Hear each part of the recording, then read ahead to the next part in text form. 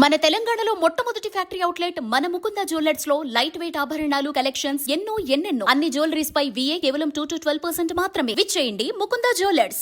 ప్రధాని మోదీ బహిరంగ సభ అనంతరం రాష్ట్ర రాజకీయాల్లో పెను మార్పులు వస్తాయని కేంద్ర మంత్రి బండి సంజయ్ అన్నారు.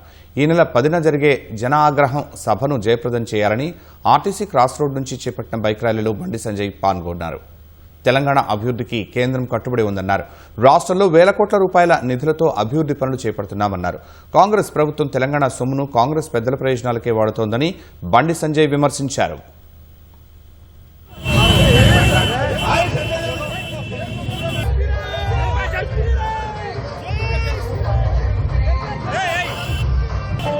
కేంద్రం నుంచి నిధులు రాకుంటే తెలంగాణ రాష్ట్ర ప్రభుత్వం లక్ష్య వాస్తవం.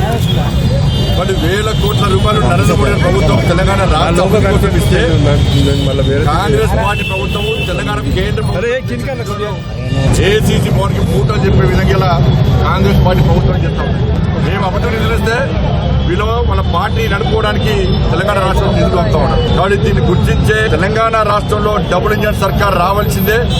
ఇంకా అభివృద్ధికి కట్టుబడి ఉన్నామని చెప్పి తెలంగాణ రాష్ట్ర ప్రజల యొక్క ఆశీర్వాదం కోసం మన తెలంగాణ రాష్ట్రానికి 10వ తారీఖు నాడు వస్తున్నారు. వాళ్ళ వేలాది మంది లక్షలాది మంది కార్యకర్తలు ప్రజలు స్వచ్ఛందంగా తరలి రావడానికి ఒక మంచి వాతావరణం నిర్మాణమైంది తెలంగాణ రాష్ట్రంలో.